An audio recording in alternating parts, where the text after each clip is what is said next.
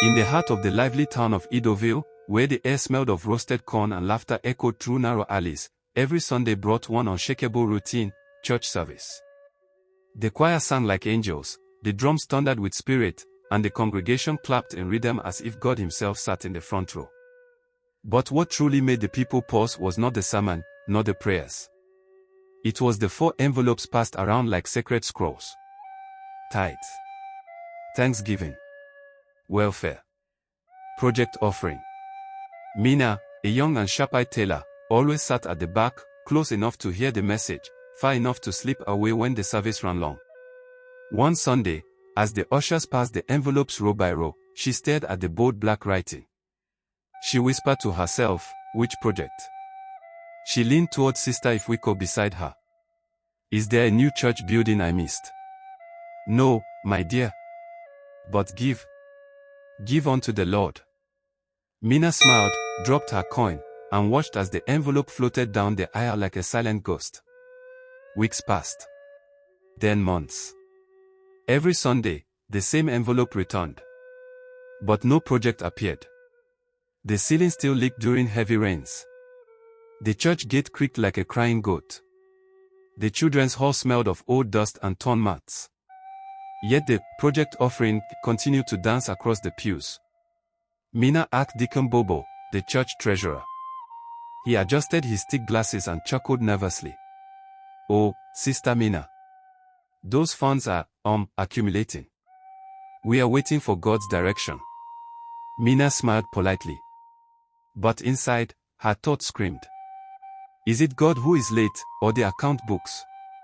One Sunday afternoon, Mena visited Mama Odian, the oldest member of the church, wise, wrinkled, and sharp like pepper soup. As they sipped bitter leaf tea under the mango tree, Mena spoke softly. "Mama, how long has this project offering been around?"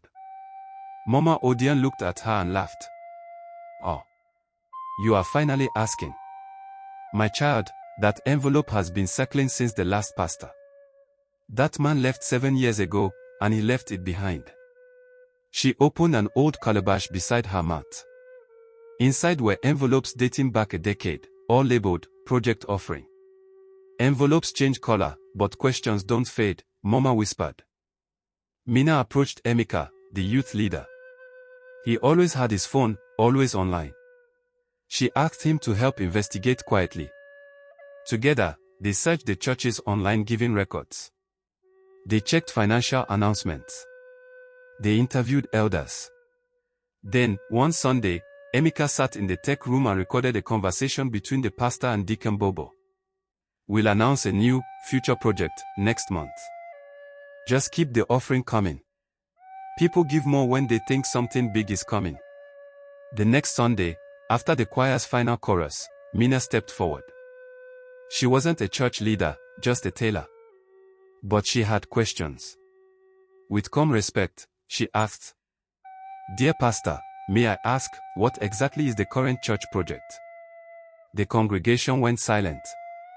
Pastor Job cleared his throat. Deacon Bobo dropped his pen. Mena continued, "If there's none, then may we see the record of all past project offerings. I believe we deserve clarity, not confusion." The silence was thick. Then, a few claps. Then, more. Mama Odian stood up, lifted an old envelope and said, "It's time we built with truth, not just bricks." Weeks later, Pastor Job announced a new committee to oversee offerings transparently.